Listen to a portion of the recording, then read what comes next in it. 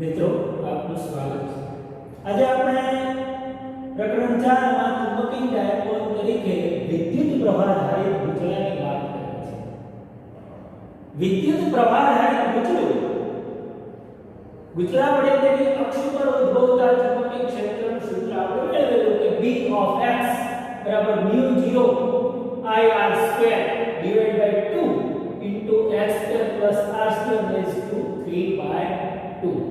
આ જે સૂત્ર છે એ વિદ્યુત પ્રવાહ I છે, I ધારી અને r ત્રિજ્યાના વર્તુળાકાર ગૂંચળા વડે તેની અક્ષ ઉપર ઉદ્ભવતા ચુંબકીય ક્ષેત્રનું સૂત્ર છે।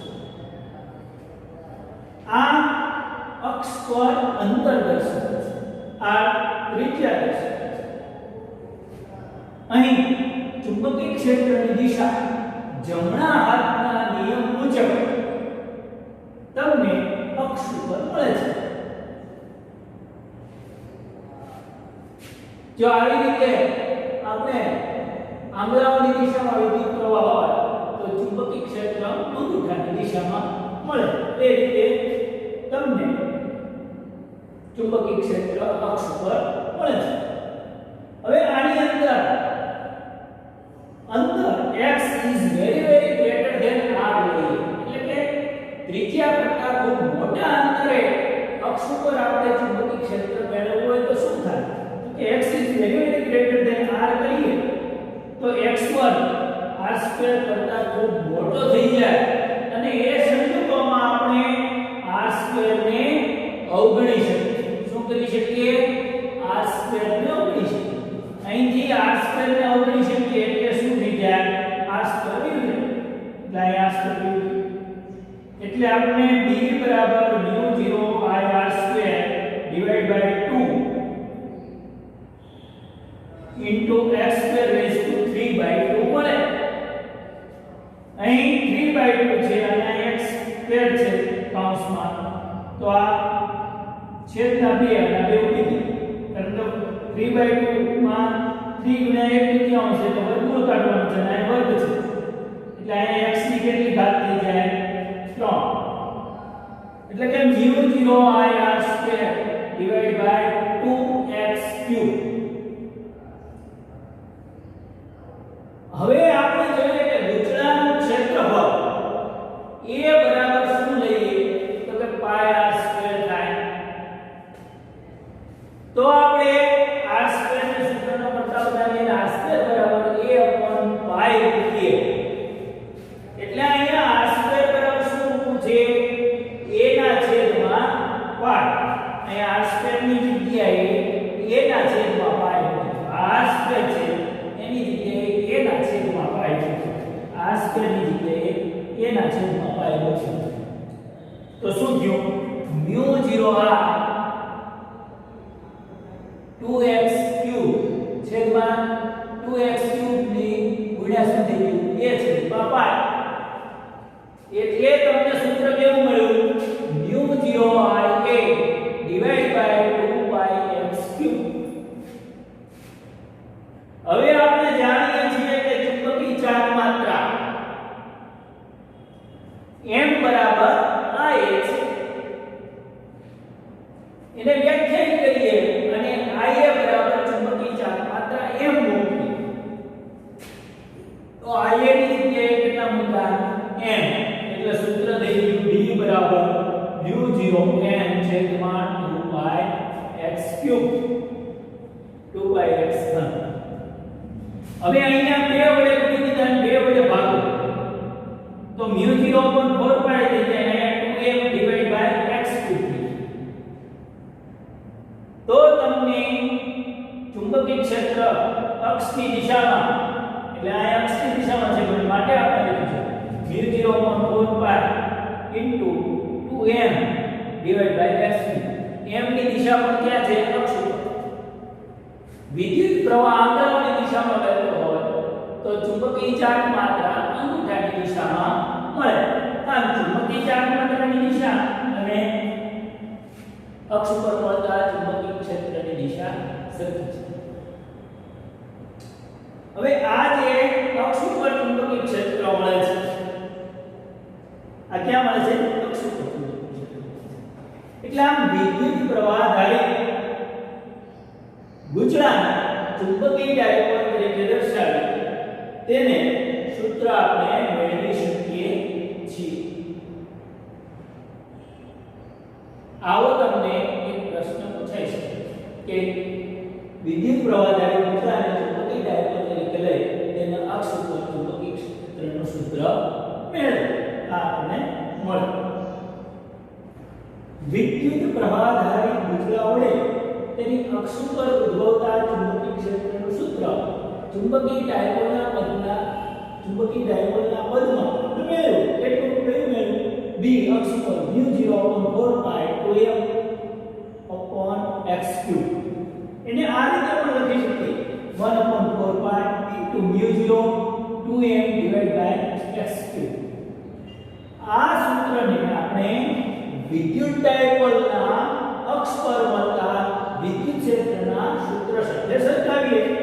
વિદ્યુત ક્ષેત્રના અક્ષ પર મળતું ચુંબકીય ક્ષેત્ર વિદ્યુત ક્ષેત્રનું સૂત્ર કયું છે? E of અક્ષ 1/4π 1/2p/x3 સાથે સરખાવીએ તો આપણને μ0 અને 1/ε0 ની સરખામણી જોવા મળે. જોઈ શકો છો μ0 અને 1/ε0. m અને p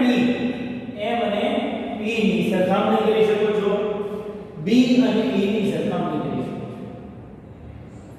તો આપણને ડાયપોલ વિદ્યુત ડાયપોલના વિષુવરેખા પર એટલે કે લંબ દ્વિભાજક પર વિદ્યુત ક્ષેત્રનું સૂત્ર કયું મળે છે? E વિષુવરેખા 1/4πε0 p/x3.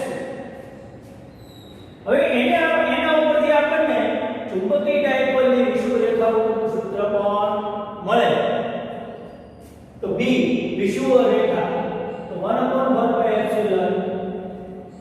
હવે 1/ε0 ની જગ્યાએ શું મૂકી દો?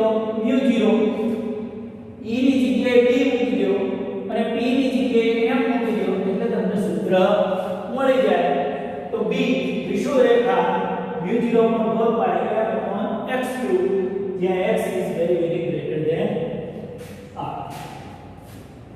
ટૂંકમાં જો તમારે અક્ષ ઉપર વિદ્યુત ક્ષેત્ર કે ચુંબકીય ક્ષેત્ર મેળવવું હોય તો તમારે 2 વડે ગુણવું પડે અને વિષુવરેખા ઉપર હોય તો -1 વડે ગુણવું પડે. એને યાદ રાખવાનું સૂત્ર છે તો કે b અક્ષ μ0/4π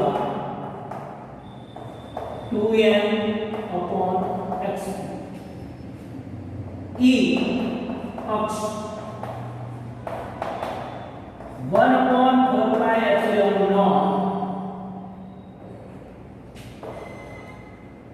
2p/x3.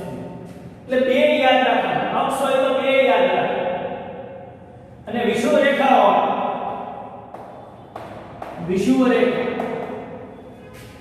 વિષુવરેખા હોય તો μ0/4π એ માઈનસ ની નિશાની કરવી પડશે m/y3 પણ લઈ શકાય છે. અને વિદ્યુત ક્ષેત્ર માટે વિષુવરેખા ઉપરનું -1/4πε0 p/y3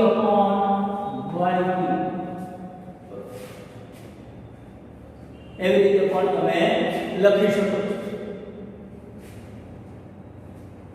ટૂંકમાં અક્ષ હોય તો 2 વડે ગુણવાના અને વિષુવરેખા હોય તો -1 વડે ગુણવાના. બરાબર? પરંતુ મૂલ્ય હોય એટલે આપણે માઈનસની નિશાની લેતા નથી, માત્ર મૂલ્યની જ ગણતરી કરીએ છીએ. જેથી આપણને વિદ્યુત ડાયપોલ વડે ઉદ્ભવતા વિદ્યુત ક્ષેત્ર અને ચુંબકીય ડાયપોલ વડે ઉદ્ભવતા ચુંબકીય ક્ષેત્રના સૂત્રો સરળતાથી યાદ રહે છે. ટૂંકમાં અક્ષ ઉપર 2 વિષુવરેખા ઉપર 1 અને જો દિશા હોય તો -1 લેવાનું હોય છે. આ વિદ્યુત પ્રવાહધારી પૂતળાની કેટલીક લાક્ષણિકતાઓ છે.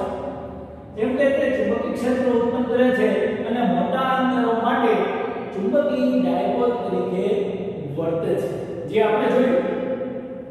અને ચુંબકીય સોયની માફક ટોર્ક અનુભવે છે. આ પરથી એમ્પિયરે અવલોકન કર્યું કે સૂચન કર્યું કે બધું ચુંબકત્વ ભ્રમણ કરતા એટલે કે વર્તુળ માર્ગી વિદ્યુત પ્રવાહોને આભારી છે. આ વસ્તુ આપણને થોડા ઘણા અંશે સાચી લાગે છે અને હજુ સુધી કોઈ પણ એક ધ્રુવી ચુંબક જોવામાં આવ્યો નથી. આમ છતાં ઇલેક્ટ્રોન અને પ્રોટોન જેવા પ્રાથમિક કણો જે આંતરિક ચુંબકીય મોમેન્ટ ધરાવે છે, જે ભ્રમણ કરતા